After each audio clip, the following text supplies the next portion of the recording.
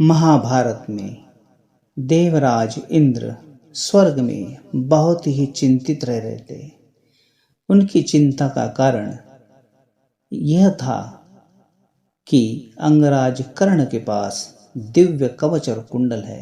उर्वशी वहां पर आकर कहती है, हे देव इंद्र, आखिर आप इतने चिंतित क्यों हैं?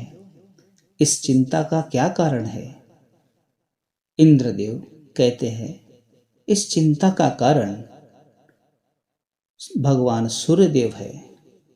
उन्होंने कुंती को एक पुत्र दिया जो दिव्य कवच और कुंडल धारण करके जन्मा हुआ था।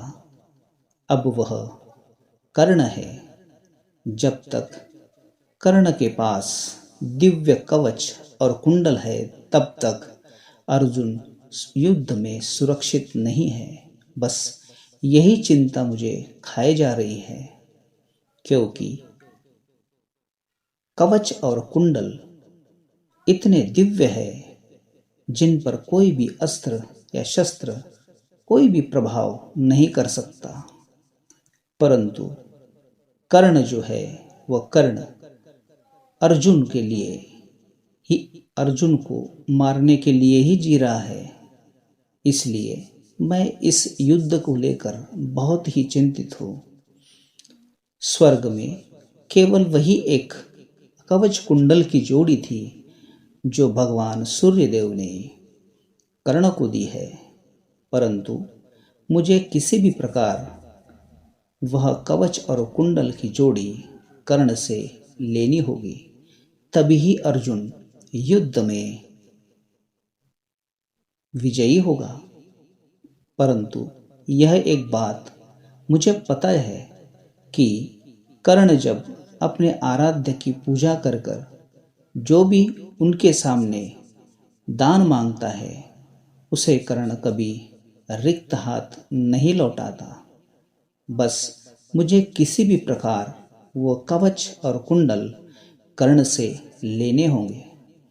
उर्वशी कहती है, हे देवेंद्र, अर्जुन ने तो सारे दिव्यास्त्र स्वर्ग से लिए हैं, परंतु कर्ण उस दिव्यास्त्र का सामना करने के लिए तैयार है, और कर्ण अर्जुन के लिए तीक्ष्ण बाणों का चयन करते हैं और तुणीर में रखते हैं। तभी और आराम की ओर प्रस्थान करते हैं और आराम करते हैं। तभी भगवान सूर्यदेव वहां पर प्रकट होते हैं और कहते हैं, हे अंगराज, हे पुत्र उठो, हे पुत्र उठो। और सूर्यदेव वहां प्रकट होते हैं और अंगराज कर्ण उन्हें प्रणाम करते हैं। हे भगवंत, मेरा प्रणाम स्वीकार करें।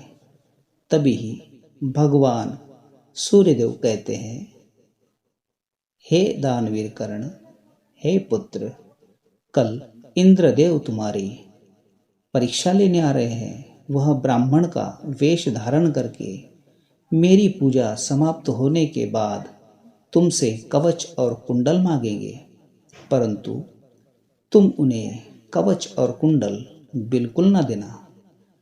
उसके बदले और कुछ दूसरा दान में दे देना, परंतु अपने कवच और कुंडल को कतई नहीं देना, क्योंकि उनका उद्देश्य ही केवल कवच और कुंडल लेना है।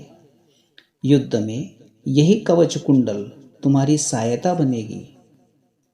कर्ण कहता है, हे भगवंत, आपको पता है, आपकी पूजा करने के बाद जब भी कोई मेरे पास कुछ मांगने के लिए आता है, तो मैं उसे निराश नहीं कर सकता, मैं उसे रिक्त हाथ नहीं लौटा सकता, क्योंकि मैं प्रतिज्ञाबद्ध हूँ। यदि कोई आपकी पूजा के बाद मुझे मेरे प्राण भी दान में मांग ले, तो भी मैं उसे तुरंत ही दे दूंगा, क्योंकि मैं प्रतिज्ञाबद्ध होने की वजह से यदि वो कवच कुंडल भी मांगेंगे तो भी मैं उन्हें दे दूंगा। इसलिए भगवंत, मुझे क्षमा करें। तभी सूर्यदेव कहते हैं, यदि तुमने उन्हें कवच और कुंडल दे दिया तो तुम इंद्रदेव की वास्तविक शक्ति उनसे मांग लेना जब वो तुम्हें कुछ वर मांगने के लिए कहेंगे तो। तब वह शक्ति इतनी प्रभावशाली है कि तुम्हारी विजय हो सकती है और भगवान सूर्यदेव वहां से चले जाते हैं। अंगराज कर्ण अपने इष्ट की आराधना सुबह सुबह करते हैं और भगवान सूर्यदेव को प्रतिदिन जल चढ़ाते हैं। यह उनका नित्य क्रम रहता है। वहीं पर ही देवराज इंद्र ब्राह्मण का वेश धारण करके कर्ण की ओर प्रस्थान करते हैं। यह देख कर्ण उन्हें देख लेता है कि देवराज इंद्र ने ब्राह्मण का रूप धारण किया है और वह मेरे पास आने वाले हैं। यह सब कर्ण को पहले से ही पता था। फिर भी कर्ण उनके पास जाते हैं और उस ब्राह्मण को प्रणाम करते हैं और ब्राह्मण भी उन्हें आशीर्वाद देता है और कहता है, हे ब्राह्मण, बताइए मैं आपकी क्या सेवा कर सकता हूँ। आपको दान में क्या चाहिए? धन चाहिए, पैसा चाहिए, गाय वगैरह चाहिए या और कुछ चाहिए? आप निसंकोच कहिए। परंतु ब्राह्मण कहता है, हे कर्ण, मुझे तो तुम्हारे दिव्य कवच और कुंडल चाहिए दान में। कर्ण कहता है, हे ब्राह्मण, तुम इस कवच और कुंडल को लेकर क्या करोगे? यह तो मेरे शरीर का अभिन्न अंग है। मेरे दूसरे अस्त्र और शस्त्र आप मांग लो, मैं तुरंत आपको दे देता हूँ। ब्राह्मण कहता है, मैंने तो बहुत सुना था कि अंगराज कर्ण कभी किसी याचक को रिक्त हाथ नहीं लौटाता। तभी अंगराज कर्ण उन्हें प्रणाम करते हैं और प्रणाम करके वह यह सोचते हैं, इंद्रदेव, कि यह दूसरा प्रणाम तुमने मुझे क्यों किया है? तभी कर्ण कहते हैं, यह दूसरा प्रणाम देवराज इंद्र के लिए है। और तभी देवराज इंद्र अपने वास्तविक रूप में प्रकट हो जाते हैं और उसके बाद अंगराज कर्ण ये कहते हैं कि मुझे ये पता था। तभी इंद्र भी कहते हैं, भगवान सूर्यदेव ने तुम्हें कल ही सब कुछ बता दिया था, परंतु फिर भी तुमने इस समय का साथ नहीं छोड़ा। हे देवराज इंद्र, मैं बड़ा ही भाग्यशाली हूँ। मैं सामान्य व्यक्ति हूँ, परंतु मेरे सामने देवराज इंद्र अपनी झोली फैलाए मुझसे कुछ मांग रहा है। यह मेरे लिए बड़े ही गर्व की बात है। परंतु आप चिंता ना करें देवेंद्र, मैं तुम्हें कवच और कुंडल अवश्य दान दूंगा। और अंगराज कर्ण अपनी कटार निकालकर कवच और कुंडल को अपने अंग से निकालते हैं। इतनी भयंकर पीड़ा और रक्त का स्त्राव होता है, फिर भी कर्ण अपनी प्रतिज्ञा नहीं तोड़ता। कवच और कुंडल को निकालकर एक साथ में रखते हैं। यह सब कुछ पीड़ा और रक्त देखकर देवराज इंद्र को भी ग्लानि होती है। तभी कवच और कुंडल अंगराज कर्ण निकाल लेते हैं और वह कवच और कुंडल इंद्रदेव के चरणों में रख देते हैं।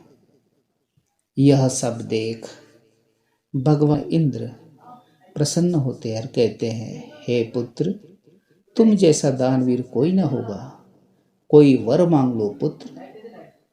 परंतु अंगराज कर्ण कहते हैं, हे भगवंत, यदि मैंने दान देने के बाद कुछ मांग लिया तो मेरे दान की जो पुण्य है वो निष्फल हो जाएगी, इसलिए मैं कुछ नहीं मांग सकता। हाँ, आपको और भविष्य के बारे में ध्यान में रखते हुए मैं कुछ जरूर मांगूंगा। आप मुझे अपनी वास्तविक शक्ति, दिव्य शक्ति मुझे प्रदान करें।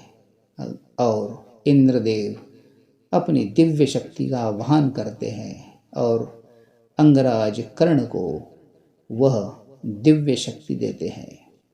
और इंद्रदेव कहते हैं, हे अंगराज कर्ण, यह मेरी शक्ति का प्रयोग केवल तुम एक बार ही कर सकते हो, उसके बाद मेरा अस्त्र मेरे पास लौट आएगा।